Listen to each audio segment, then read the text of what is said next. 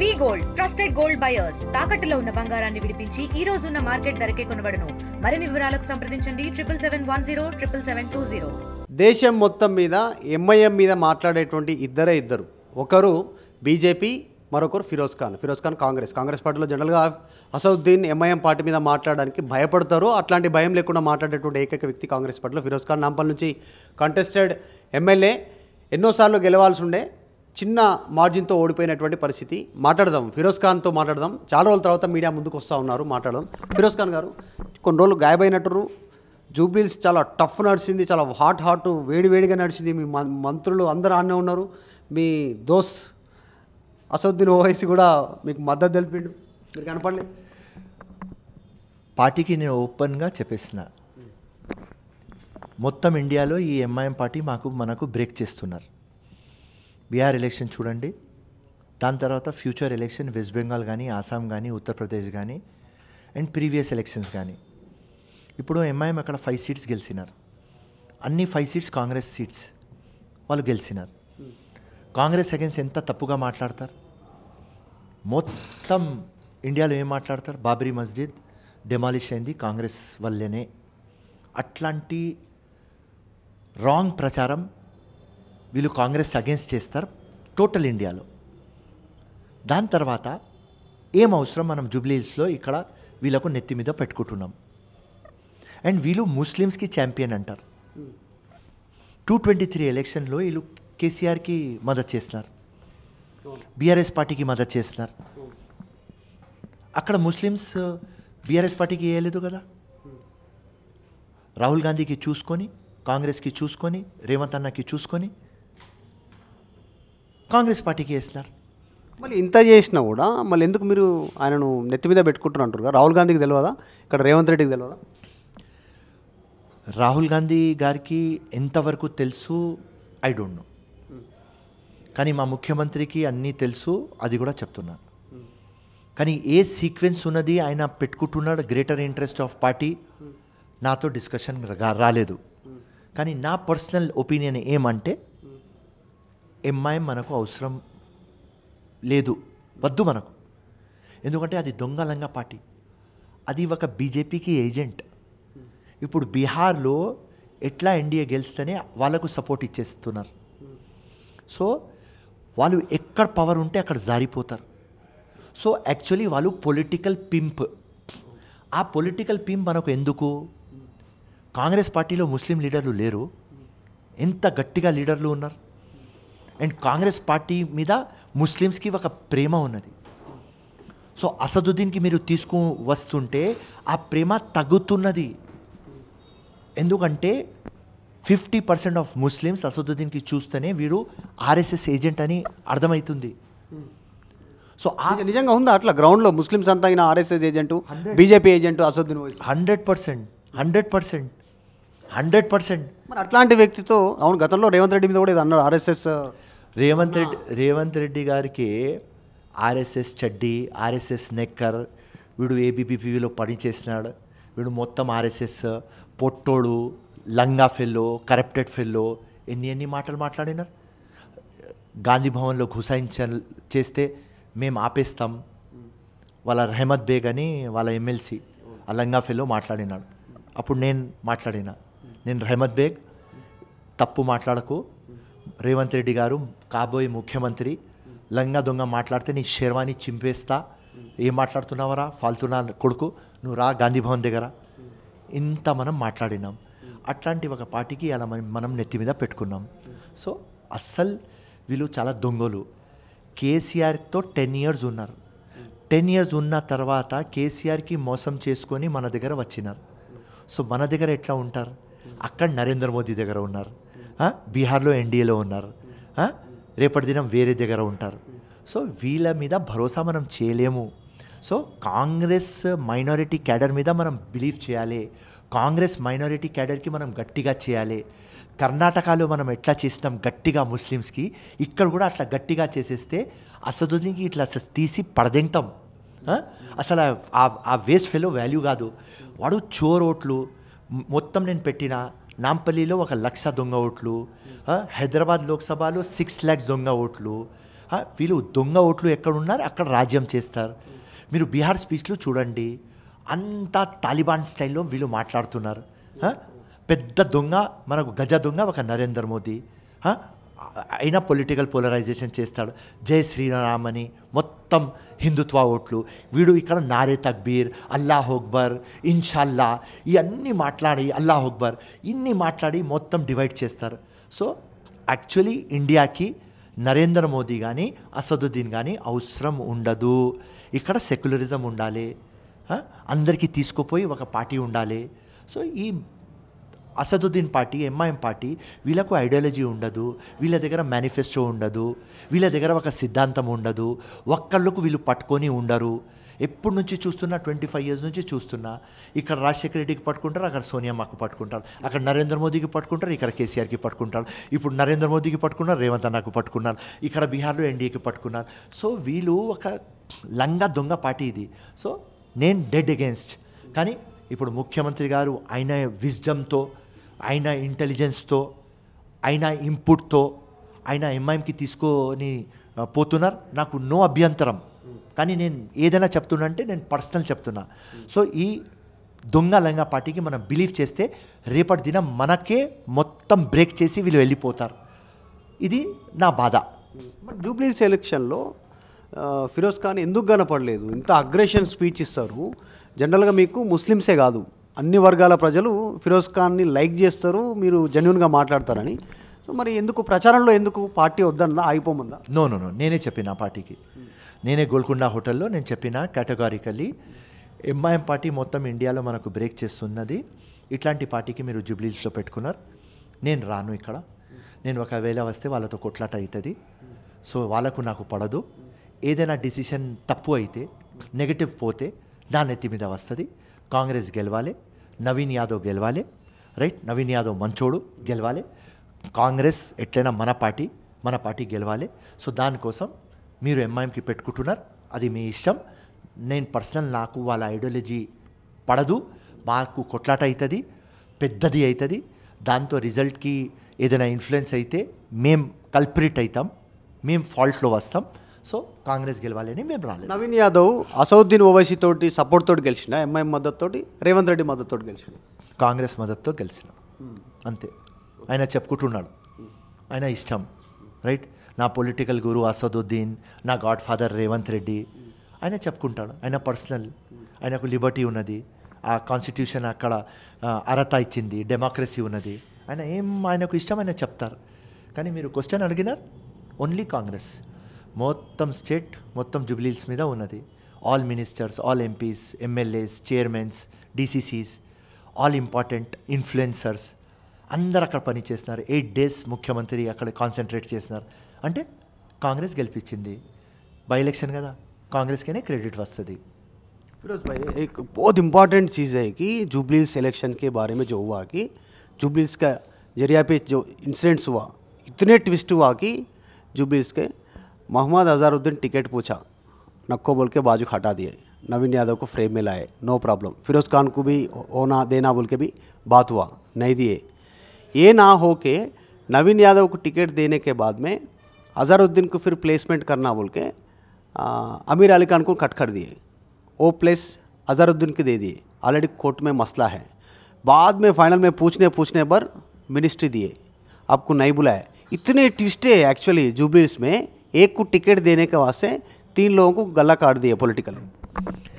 No I don't think so. देखो politics is a game, right? ఇది ఒక gambling table. ఫైనల్గా కార్డ్ ఎవరికి పడితే వాడే గెలుస్తాడు. సో ఆ కార్డ్ నవీన్ యాదవ్కి పడింది. సింపుల్, బీసీ క్యాండిడేట్కి ఇవ్వాలి, లోకల్ ఇవ్వాలి, ఒక మంచి ఉన్న సాఫ్ సుథరా క్యాండిడేట్కి ఇవ్వాలి. సో నవీన్ యాదవ్ సాఫ్ సుథరా క్యాండిడేట్, 2 times ఎలక్షన్ కంటెస్ట్ చేసినాడు, ఎక్స్పీరియన్స్ కూడా ఉన్నది, ఎక్స్పీరియన్స్ ఉంది, మంచి క్యాండిడేట్. దాంట్లో ఎవరు ఏమనట్లేదు. నవీన్ యాదవ్ కార్డు ఆయనకి టికెట్ ఇచ్చింది, ఎవరు అపోజ్ చేయట్లేదు. కానీ అమీర్ అలీ ఖాన్ టికెట్ కట్ చేసిరు, మీలాంటి వాళ్ళని ఎంకరేజ్ చేయలేదు. అజహరుద్దీన్కి చివరి మూమెంట్లో మినిస్ట్రీ ఇచ్చారు, ఎమ్మెల్సీ ఇచ్చి. ఇంకో ఎక్స్ట్రా ఎమ్మెల్సీ ఇవ్వచ్చు. ఆల్రెడీ ఉన్న ముస్లిం ఎమ్మెల్సీ టికెట్ కట్ చేసి అమీర్ అలీ ఖాన్ది అజహరుద్దీన్కి ఇవ్వాల్సిన అవసరం లేదు. ఇప్పుడు ఇవ్వాలనుకుంటే అజహరుద్దీన్కి ఇంకోటి ఇవ్వచ్చు కదా. వినండి, అక్కడ టెక్నికల్ ఒకటి ఉన్నది. ఆమెర్ అలీ ఖాన్ది సుప్రీంకోర్టులో కేసు పోయింది కాబట్టి ఆమెర్ అలీ ఖాన్కి ప్రొవిజన్ లేదు కాబట్టి అజరుద్దీన్కి ఎమ్మెల్సీ వస్తుంది ఆ నమ్మకంతో మినిస్ట్రీ వచ్చింది. వేరే వాళ్ళకు ఎందుకు దొరకలేదు అంటే మినిస్ట్రీ అంటే ఎమ్మెల్సీ దగ్గరగా లేదు. ఎవరికైనా మినిస్టర్ ఇస్తే 6 monthsలో ప్రూవ్ చేయాలి. ఓన్లీ ఆ స్కోప్ అజరుద్దీన్కేనే ఉన్నది. గవర్నర్ కోటాలో ఆయనకు వస్తుంది రాదు ఒక $1 million క్వశ్చన్. కానీ ఎవరికైనా వస్తుంది ఎమ్మెల్సీ మొత్తం తెలంగాణ అంటే అజరుద్దీన్కే వస్తుంది కాబట్టి ఆ ఈక్వేషన్కి అజరుద్దీన్కి మైనారిటీ మినిస్టర్ ఇచ్చినారు. దీనిలో ఏం రాజకీయం లేదు. సీక్వెన్స్ అట్లా బిఠాయించినారు, సీక్వెన్స్ అట్లా ఉన్నది, అక్కడనే ఇచ్చినారు. ఫిరోజ్ ఖాన్ పరిస్థితి ఏంది? ఫైటర్గా ఇట్లానే ఉండిపోతారా? ఫైట్ చేస్తూనే ఉంటారా? ఇప్పుడు కొన్ని సందర్భాల్లో పోతే మీకు అవమానం ఎదురవుతుంది. उन लोग इंसल्ट कर रहे हैं ना आप लोगों को, किधर तो भी स्टेज के ऊपर भी हमारा साथ लड़ के हर गए सो आदमी को पहले షాల్ దాలో మీతోటి అంటున్నారు కదా డైరెక్ట్గా వాళ్ళు. ఇట్లాంటి సిచ్యువేషన్ ఏమనిపిస్తుంది? ఇంత చేస్తున్నా, ఇంత ఫైట్ చేస్తున్నా కాంగ్రెస్ పార్టీ రికగ్నైజ్ చేయట్లేదా? మీ స్టేచర్కి ఎంత పెద్ద పోస్ట్ అని ఇవ్వచ్చు, వర్కింగ్ ప్రెసిడెంట్ ఇవ్వచ్చు, పార్టీలో ఇంకా పెద్ద పోస్ట్ చేయొచ్చు, ప్రభుత్వంలో కూడా ఏదైనా పోస్ట్ క్రియేట్ చేసి ఇవ్వచ్చు మీలాంటి వాళ్ళకు. ఎందుకు ఇవ్వట్లేదు? రీజన్ ఏంది? అసదుద్దీన్ ఓవైసీ అడ్డుకుంటారా? Reason total very clear. Asaduddin మా ముఖ్యమంత్రికి కలిసినప్పుడు ఒక్కడే అంటాడు, ఫిరోజ్ ఖాన్కి పొలిటికల్ ఎంపవర్మెంట్ చేయవద్దు, వాడు మాకు ఒక ముళ్ళు, అంతే, దట్స్ ఆల్. సో ముఖ్యమంత్రికి చాలా ప్రేమ ఉన్నది నా మీద, కాంగ్రెస్ పార్టీకి చాలా అభిమానం ఉన్నది నా మీద. కానీ సిచ్యువేషన్ ఇట్లా వస్తుంది. కానీ ఎక్కువ రోజులు అది సిచ్యువేషన్ ఉండదు. ఒక 2-3 months దాని తర్వాత అది బ్రేక్ అవుతుంది. తప్పకుండా నాకు అకామిడేషన్ వస్తుంది. అండ్ సింపుల్ లాజిక్ నేను మీకు చెప్తాను మీ ఛానల్ ముందు. ఎప్పుడు కూడా నేను ఒక యోద్ధ. ఎప్పుడు ఎలక్షన్ గెలవాలి, ప్రజల్లో పోవాలి, అక్కడి నుంచి గెలుచుకొని అసెంబ్లీ లేకుంటే పార్లమెంట్లో కూర్చోవాలి. They are only 2 temples in our country, 1 parliament 1 assembly. ప్రజల ఆశీర్వాదంతో నేను అక్కడ రావాలి. నామినేటెడ్ పోస్ట్ మీద నాకు మోజు లేదు. నేను ఎక్కువ కూడా నామినేటెడ్ పోస్ట్ ఎప్పుడు అడగలేదు. సో ఇప్పుడు కూడా మా ప్రెసిడెంట్ గారికి కలవడానికి వచ్చిన మహేష్ అన్నకి వేరే ఇష్యూలో వచ్చిన ఏదైనా అడగడానికి రాలేదు. సో నా క్యారెక్టర్ ఎట్లా అంటే నేను 4 times ఎమ్మెల్యే ఓడిపోయినా, 1 time MP ఓడిపోయినా, నేను 6th ఎలక్షన్కి రెడీ ఉన్నా. సో నామినేటెడ్ పోస్ట్ మీద నాకు అంతా మోజు లేదు. పార్టీ ఒకవేళ ఇస్తే పార్టీకి డెవలప్ చేస్తా, క్యాడర్కి డెవలప్ చేస్తా, తెలంగాణ మొత్తం తిరుగుతా. ఒక కమిటెడ్ ఫెలో, ఒక సెక్యులర్ ఫెలో, యాష ఉన్నది, భాష ఉన్నది, టాలెంట్ ఉన్నది, అన్కండిషనల్ ఫెలో, ప్రజలకి జీవితం అంకితం చేసిన. సో ఎట్లయినా ఏదైనా ఇస్తే పార్టీకి గట్టిగా చేస్తా. మీరు చెప్పినారు ఎంఐఎం వాళ్ళతో 25 years నుంచి మేము ఇట్లనే కొట్లాడుతున్నాం. సో ఇది మాకు అలవాటైపోయింది. ఎందుకంటే ఆ లంగా దొంగ పార్టీ మాకు ఏం చెప్తే ఇది ఏం కాదు. అరే ఓడిపోయిన క్యాండిడేట్కి ఏమంటే అవురా భయ్ మేము ఓడిపోయినాం, ఎట్లా ఓడిపోయినాం, బొకసోట్ల గురించి ఓడిపోయినాం. వాస్తవం ఒకవేళ ఫేర్ ఫ్రీ ట్రాన్స్పరెంట్ ఎలక్షన్ అయితే ఫిరోజ్ ఖానే గెలుస్తాడు. సో కానీ అక్కడ ఫేర్ ఫ్రీ ట్రాన్స్పరెంట్ ఎలక్షన్ అయితలేదు కదా. ఇవాళ మా రాహుల్ గాంధీ గారు చూపిస్తున్నారు మొత్తం లంగా ఓట్లు, చోర్ ఓట్లు, ఇదే మేము చూపించినాం కదా, నాంపల్లి కానీ హైదరాబాద్ కానీ. సో ఇదే ప్యాటర్న్లో ఎంఐఎం చేస్తుంది. బీజేపీ ఏ ప్యాటర్న్లో బోకస్ చేస్తుంది, సేమ్ ప్యాటర్న్ వీళ్ళు చేస్తారు. సో నేను వాళ్ళకు దానికోసం చెప్తున్నా, వీళ్ళ పెద్దన్న నరేంద్ర మోదీ, వీళ్ళు చిన్నోళ్ళు సేమ్ ప్యాటర్న్లో దొంగతనం చేస్తారు. సో ఈ ఎంఐ మాటలతో నేను హ్యూమిలేట్ గాను, నేను లైట్ తీసుకుంటా. ప్రజలు నాకు ఇంపార్టెంట్. సో ప్రజల్లో ఉన్న ప్రజలు కూడా ఒక్కటే మాట అంటారు నాకు, దొంగ ఓట్లు తీయండి తీయండి తీయండి. సో ఈ టైం మన గవర్నమెంట్ ఉన్నది, ఆప్టమిస్టిక్ ఉన్నా తప్పకుండా మేము తీస్తాం. సర్ వస్తుంది. సర్ వచ్చిన తర్వాత ప్రాపర్గా BLA బూత్ లెవెల్ ఏజెంట్లు పెట్టి ఆ బూత్ లెవెల్ ఆఫీసర్తో కోఆర్డినేట్ చేసుకొని తప్పకుండా ప్యూరిఫికేషన్ ఆఫ్ ఎలక్టరల్ రోల్స్ నేను చేస్తా. ఫేర్ ఫ్రీ ఎలక్షన్ వస్తుంది, తప్పకుండా మనం గెలుస్తాం. విచిత్రం ఏంటంటే ఇదే సర్ని బీహార్లో రాహుల్ గాంధీ వ్యతిరేకిస్తున్నారు. స్పెషల్ ఇంటెన్సివ్ రివిజన్ వద్దంటున్నారు. పశ్చిమ బెంగాల్లో మమతా బెనర్జీ వద్దంటుంది. హైదరాబాద్లో మీరు కావాలంటారు. ఎస్, ఆయన సీక్వెన్స్ వేరే. అక్కడ బీహార్ ప్రతి ఒక్క గ్రౌండ్ డిఫరెంట్ ఉంటుంది, రైట్? బాంబే పిచ్ డిఫరెంట్ ఉంటుంది, కలకత్తా పిచ్ డిఫరెంట్ ఉంటుంది, మెల్బోర్న్లో ఆస్ట్రేలియాలో ఆడితే డిఫరెంట్ ఉంటుంది, ఇంగ్లాండ్లో ఆడితే డిఫరెంట్ ఉంటుంది. తెలంగాణ పిచ్లో, హైదరాబాద్ పిచ్లో సర్ రావాలి. ఎందుకంటే ఇక్కడ దొంగ ఓట్లు ఉన్నాయి కాబట్టి, మేము ప్రూఫ్ చేసినాం కాబట్టి. సో ఈ ప్రూఫ్ ఓట్లు డిలీట్ కావాలి. సో సర్ రావాలి. సర్ వస్తే మా ప్రాపర్ BLOతో కోఆర్డినేట్ చేస్తారు. అంటే బూత్ లెవెల్ ఏజెంట్ మా వాళ్ళు, బూత్ లెవెల్ ఆఫీసర్ వాళ్ళతో కోఆర్డినేట్ చేస్తే ఇది double vote, triple vote, fake address మీద ఉన్నాయి ఓటు, ఫోటో ఎర్రర్ ఓట్లు, హౌస్ అడ్రస్ ఉండవు, అన్ని దొంగ ఓట్లు ఇది పోతాయి అని నా నమ్మకం. హైదరాబాద్ సిటీ వరకు, తెలంగాణ వరకు. Bihar total story different. అక్కడ ఏం చేసినారు, 65 lakh ఓట్లు డిలీట్ చేసినారు బీహార్లో. మహారాష్ట్రలో ఏం చేసినారు, 1 crore ఓట్లు యాడ్ చేసినారు. సో ప్రతి ఒక్క స్టేట్ది డిఫరెంట్ స్టోరీ ఉంటుంది. ఇక్కడ తెలంగాణది డిఫరెంట్ స్టోరీ.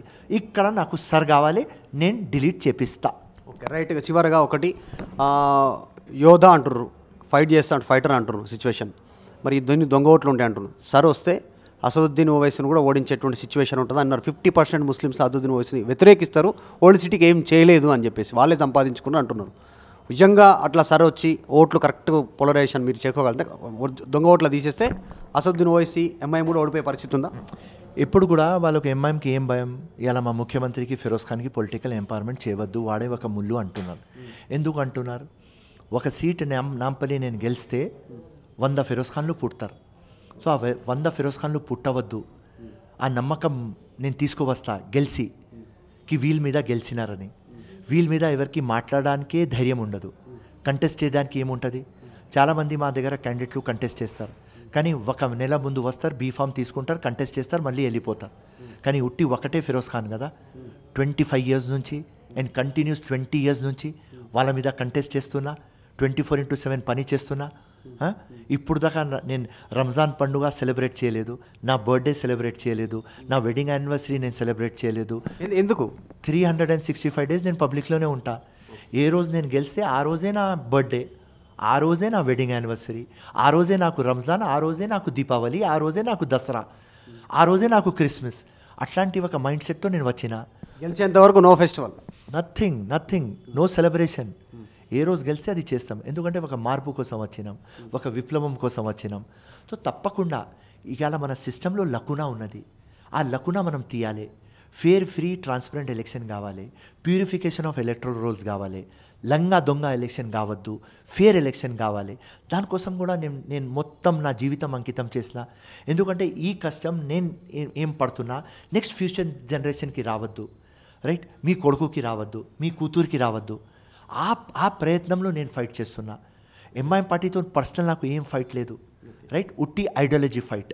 ఐడియాలజీ ఫైట్ అంటారు. ఐడియాలజీ ఫైట్ ఉన్నా కూడా ఇప్పటికి 2 times అటాక్ అయింది ఫిరోజ్ ఖాన్ పైన. బుల్లెట్ ఉంది శరీరంలో, మొన్న కూడా అటాక్ చేసిరు. మరి ఇంకా గవర్నమెంట్లు ఉన్నా కూడా మీ మీద అటాక్ జరిగింది. గవర్నమెంట్ లేనప్పుడు భయం అనిపించదా, లేకుంటే అసదుద్దీన్ ఓవైసీ మీద మళ్ళీ అటాక్ చేస్తారని? అసదుద్దీన్ ఓవైసీ సిపిఎం ఎంపీని అటాక్ చేసిరు, షబ్బీర్ అలీ మీద అటాక్ చేసిరు, మహమ్మద్ అలీ ఇంట్లో పోయి కొట్టిరు అనేటువంటి ఆరోపణలు ఉన్నాయి వాళ్ళ మీద. మీ మీద కూడా మొన్న కూడా అటాక్ చేసిరు. ఇంకా మరి ఫిరోజ్ ఖాన్ డర్తానే క్యా?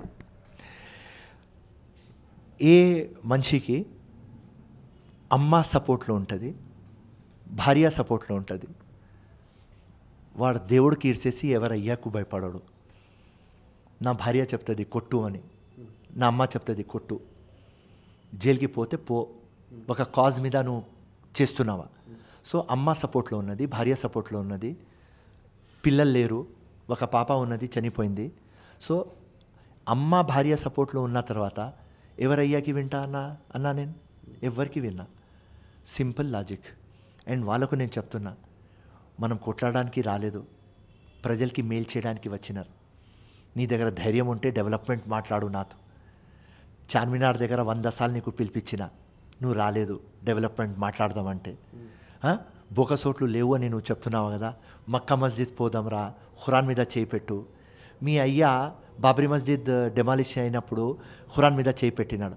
అమానుల్లా ఖాన్ చెప్పినాడు, సలావుద్దీన్ ఓవైసీ అసదుద్దీన్ వాళ్ళ నాన్న దీనిలో ఉన్నాడంటే ఖురాన్ లేపి నేను లేను అని చెప్పినాడు. అదే మాట నేను చెప్తున్నా. అసదుద్దీన్ ఓవైసీ బొకసోట్లు లేవు కదా, ఖురాన్ మీద చేయి పెట్టు, మక్కా మస్జిద్ నువ్వు రావు. డెవలప్మెంట్ మాట్లాడదాం చార్మినార్ దగ్గర, నువ్వు రావు. అసెంబ్లీ దగ్గర మాట్లాడదాం, నువ్వు రావు. దరుసలాం రావాలి, నువ్వు నాకు పిలవవు. నా ఇంటికి వస్తావా, నువ్వు రావు. సో ఇది నా ఓపెన్ ఛాలెంజ్ అసదుద్దీన్కి, ఎంఐఎం పార్టీకి. డెవలప్మెంట్ మాట్లాడండి. ఇన్ని సంవత్సరం నుంచి మీరు ఎమ్మెల్యే, ఎంపీ, ఎమ్మెల్సీస్, కార్పొరేటర్లు, మేయర్లు అయినారు. ఏం పీకినారు నాకు చూపియండి, లెక్క చూపియండి, వైట్ పేపర్ పెట్టండి, నాతో కాంపిటీషన్కి రండి. ఒకవేళ నువ్వు డెవలప్మెంట్ చేసిన అని ప్రూఫ్ చేస్తే, నువ్వు మక్కా మస్జిద్ వచ్చి ఖురాన్ మీద చేయి పెట్టేస్తే, నేను జీవితంలో రాజకీయం చేయను, నీ కాలు మొక్కి నేను వెళ్ళిపోతా. ఇది ఓపెన్ ఛాలెంజ్ అసదుద్దీన్ నీకు. Okay, last final. Asaduddin Owaisi ఒక వ్యాఖ్యను దేశవ్యాప్తంగా ఉపయోగించుకుంటూ భారత్ మాతాకి జై అనను అనేటువంటిది, ఆ వర్డ్ పైన ఏమంటారు? మీరేమన్నా అంటారా? మీకేమన్నా కూడా మీకు ఆబ్జెక్షన్ ఉందా? నువ్వు ఇండియాలో ఉన్న తర్వాత భారత్ మాతా జై చెప్పవు. మొన్న కౌన్సిల్లో కార్పొరేటర్లో వందే మాతరంకి మీరు స్టాండప్ చేయరు. అసలు మీకు సిగ్గు ఉండదు. దేశంలో ఉన్న తర్వాత ఒక పర్సన్ కంటే పెద్దది ఒక ఆర్గనైజేషన్, ఒక పార్టీ, దానికంటే పెద్దది మోస్ట్ ఇంపార్టెంట్ కంట్రీ. ఆ కంట్రీ ఉంటేనే మనం ఉన్నాం. సో నువ్వు వందే మాత్రం చెప్పను, నేను జై భారత్ మాత చెప్పను అని నువ్వు చెప్తే నీలో లోపల ఉన్నది ఫెనాటిజం అది చూపిస్తున్నది. రైట్? నీ దగ్గర ఏమున్నది లోపల? నువ్వు ఉట్టి ఆ శర్వాణి టోపీ పట్టుకొని బీహార్లో తిరుగుతున్నావా, ఇండియా ఫ్లాగ్ పట్టుకొని తిరుగుతున్నావా? రైట్? అది అవసరం లేదు. నువ్వు వందే మాత్రంకి చెప్పు, నువ్వు భారత్ మాతా జిందాబాద్ చెప్పాలి. Simple. So Firoz Khan total దేశభక్త్. నాకు నా కంట్రీ కంటే ఎక్కువ ఏం కాదు. ఎప్పుడు దానికోసం ఇండియా హార్ట్లో ఉన్నది, ఇండియా హార్ట్ బయట ఉన్నది, ఇండియా నాల్క మీద ఉన్నది, ఇండియా మైండ్లో ఉన్నది, ఇండియా సోల్లో ఉన్నది. సో హిందుస్తాన్ జబాన్ पे है, दिमाग पे है, आत्मा में है, ज़मीर में है, दिल में है, जिस्म के हर जगह पे है. हिंदुस्तान है तो हम हैं, वरना कुछ भी नहीं है. तो हिंदुस्तान जिंदाबाद था, जिंदाबाद है, जिंदाबाद रहेगा. भारत माता का भी जय बोलेंगे. 100% भारत माता जय, वंदे मातरम, जनगण मन, एवरीथिंग. हिंदुस्तान की जिसमें शान है उसके लिए फिरोज़ खान की जान हवाले है. రైట్, ఇది థ్యాంక్ యూ సో మచ్. డేర్గా మాట్లాడేటువంటి వ్యక్తుల్లో దేశం మొత్తంలో ఇద్దరు ఉన్నారు అసదుద్దీన్ ఓవైసీ మీద. ఒకరు Raja Singh. So party ideology ప్రకారం వారు ఎట్లా అంటూనే ఉంటారు, కానీ ఐడియాలజీ ముస్లిం అయినప్పటికీ కూడా ముస్లింలకు ఏం చేయలేదు అసదుద్దీన్ ఓవైసీ అనేటువంటిది ఓపెన్గా ఛాలెంజ్ చేస్తూ ఉన్నారు. దమ్ముంటే అసదుద్దీన్ ఓవైసీ చర్చకు రావాలి, మక్కా మసీద్లో ఖురాన్ పైన చర్చకు రావాలి. ఆయన దొంగ ఓట్లకు సంబంధించినటువంటి విషయంలో ఫెయిర్ అండ్ ఫ్రీ ఎలక్షన్ చేసి గెలుస్తున్నానని ప్రమాణం చేసి చెప్పాలి.